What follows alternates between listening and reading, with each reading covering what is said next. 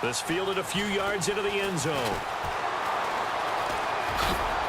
And the decision to bring it out, a good one, as he's up a yard or two shy of the 30. CD, I want to get your thoughts on some potential free agents this offseason before we change the possession here. Now, caution, many of these guys could be re-signed, I know, but who are some of them? Kirk Cousins is one. Yeah, we're talking about difference makers. Kirk Cousins at the quarterback position. He's going to be coveted around the league by quarterback-needy teams. Case Keenum had a big year. Could he move? But how about running backs? Le'Veon Bell, Dion Lewis, some pass catchers, Jimmy Graham, Jarvis Landry, Sammy Watkins. And about the guy who goes and gets quarterbacks, DeMarcus Lawrence had a monster year for Dallas last season. Yeah, a lot of big names that could be out there as free agents. He'll let it fly for Austin. And the hit jarred it loose. It's incomplete. What I loved about meeting with these coaches before the game is we didn't even have to ask any questions. They told us that they were going to be aggressive and push the ball downfield.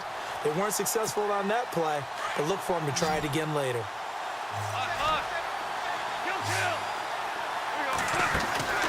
A play fake to Gurley. Now gone.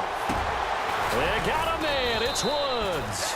And he's got the first down yardage before being taken down at midfield. A good pick up there of 20 yards. The defensive line disperses a little bit here, maybe expecting a pass. And good penetration here. He'll get this down only to about the 49-yard line. Credit him with a 1-yard gain there to make it 2nd and 9. Boy, Charles, Todd Gurley finished the year with a bang. And even though they lost the Falcons, he was over 100 yards in that game. Weeks 15 and 16, he was fantastic. A comeback year for him, wasn't it? It certainly was, because we saw him explode on the scene as a rookie in 2015. 2016 just never could really get started. We didn't see the big runs. Heck, we didn't see a 100-yard game out of it. So when you look at this season, brand new offense, new way of doing things, but the biggest thing, offensive line. Andrew Whitworth at left tackle. Roger Saffold will be able to settle in at guard, his best position, and John Sullivan, the new center. That gave him a line to work with, and boy, did he take advantage of it. Well over 1,300 yards rushing, caught the ball well out of the backfield. A definite candidate for MVP in 2017, and I would say in just about any season he plays going forward. Now on 2nd down, this is Gurley. Back live now to begin the 2nd quarter with Charles Davis, Brandon Gaudin. It's the Rams with a football to get us going. They're on the march, but facing a 3rd down here.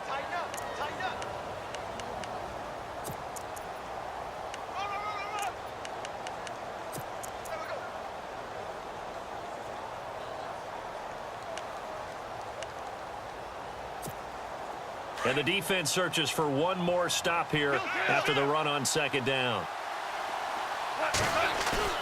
Throwing on 3rd. Goff. And this is going to be incomplete. Let's face it, if you want to get back into the game, these are the kind of throws you got to hit. He's wide open right there. Got to be able to get it to him, don't you think? And those are the throws that haven't been available to them every time he's dropped a pass. Yeah, that's a big miss.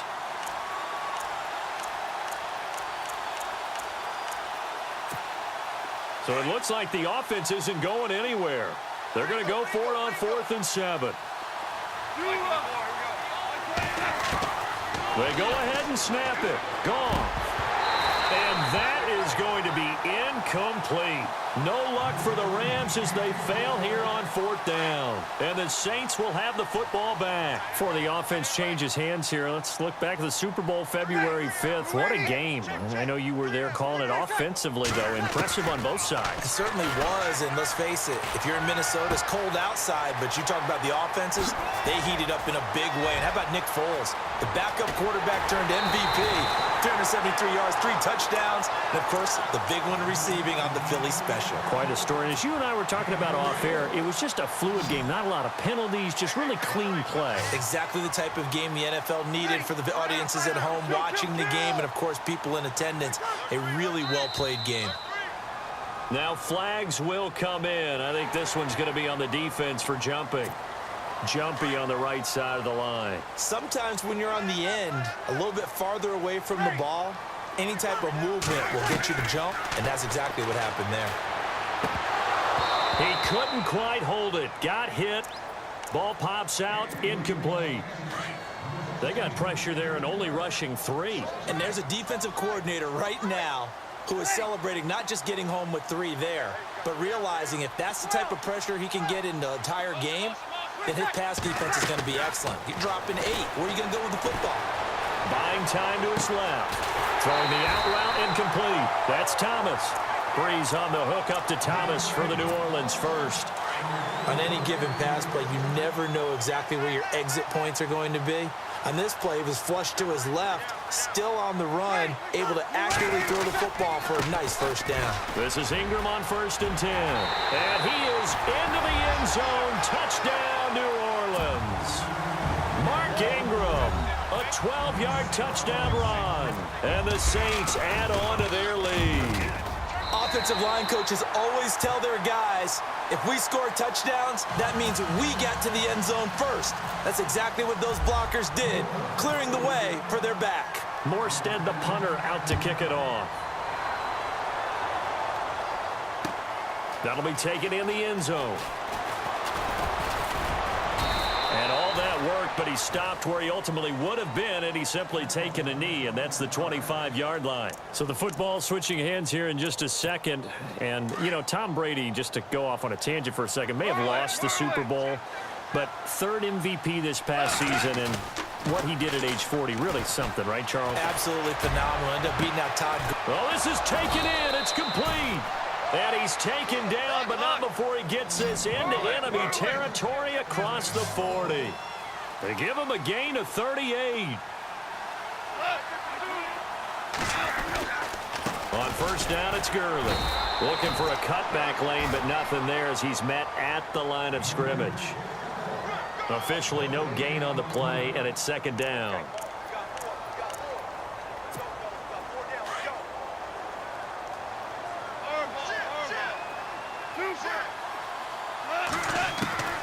To throw on 2nd down is gone.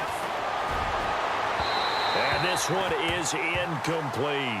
The intended receiver, Tavon Austin. And it'll bring up 3rd down. I tell you, Brandon, this defense is playing with some confidence. Haven't allowed a point yet. Flying to the football. I'm telling you, it's almost 11 to the ball on every snap. Another nice job there to force an incompletion. So now 3rd and 10. A big play to start the drive, but nothing since. Goff now to throw. And this is caught by Watkins. 23 yards on the play. When I watched Jared Goff on tape at Cal, I saw a guy who wasn't just a dart thrower. You know, a lot of people said, he's perfect for the West Coast offense. I always thought he could do a little bit more, and that was the reason why. He can push it downfield. He has a good, strong arm. They don't need to run another play here before the 2-minute warning. Let's see if they do it anyway. Goff turns and gives to Gurley. And this play goes nowhere. Losing yardage back to the 15. That's going to go as a loss of a yard, and it'll be 2nd down. 2 minutes to play here in the 1st half. We're back to New Orleans after this. Another carry now for Gurley. And able to push his way forward here for a good little gain. 5 yards on the carry there, and it leaves him with 3rd and about 6 yards to go. Even though they gave up more than they wanted to on that play, it actually illustrates how well they've bottled him up throughout the game because that was his longest run of this contest. On 3rd down, they'll run it with Gurley. And he will have the 1st down before he's brought down at the 3. It's a gain of 6 as they're able to convert, and now it's 1st and goal. They'll try and push it in with Gurley. And, he is really laid out that time. Knocked flat on his back, right at the line of scrimmage. No gain on that run, and while the team is down, there's still time to come back and win the football game. If I'm the offensive coordinator, though, I've got to think about moving at a faster pace and maybe opening things up a little bit and throwing it a little bit more. The offense on 3rd down, they've converted 3 out of 5 thus far. They're looking at a 3rd and goal here. To throw is Goff. This is caught. Watkins. And he'll get into the end zone. Touchdown, Rams. Sammy Watkins, a 5-yard touchdown. And the Rams are able to draw a bit closer. It's up, it's good, and that'll cut the lead to 21-7. Zerline out now to kick this one away. That'll be taken in the end zone.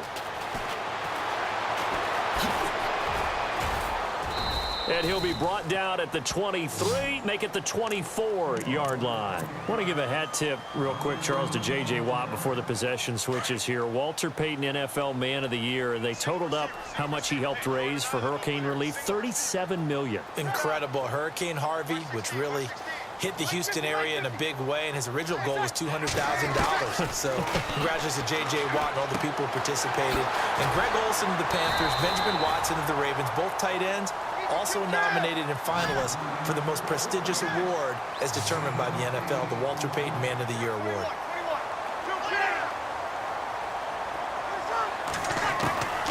On second down, here's Breeze. They've got his man complete. Touchdown, New Orleans. Brandon Coleman with his second touchdown here in this first half. And the Saints now add 6 to their lead. Heard a coach talk about those late-in-the-half scores, especially ones that give your team a pretty decent cushion. He said those could be the ones that could finish off a squad if you let them. Yeah, they've got the cushion. This half has been theirs.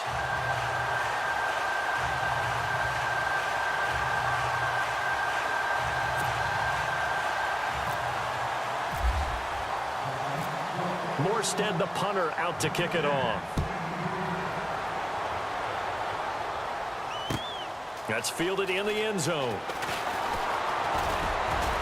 And this return net's positive as he gets past the 25 and up to the 27-yard line. But before the possession switches here, I had written down that I wanted to talk about some of the awards this past season in the NFL. We know Brady was the MVP, but Todd Gurley, Offensive Player of the Year. How about that for a bounce back? Many were questioning whether he'd had a sophomore slump the season before. Didn't even get to 1,000 yards.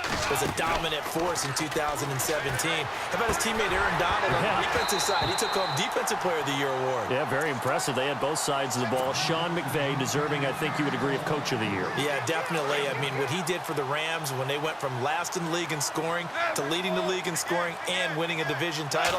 And how about the New Orleans Saints?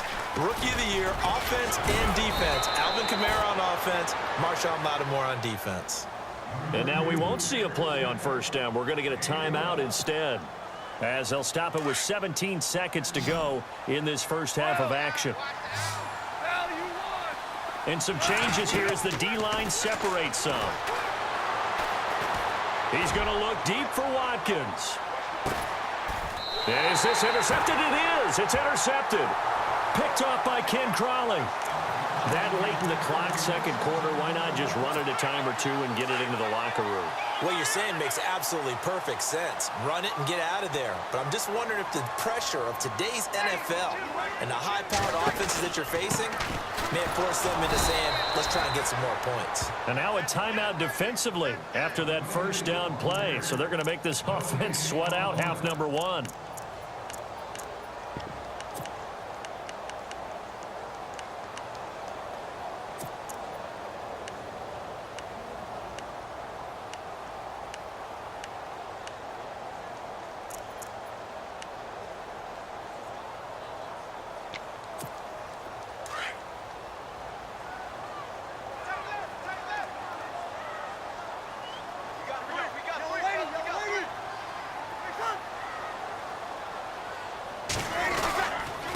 Second down, Ingram. Oh, what a juke into space. There goes Mark Ingram. 30, the 20.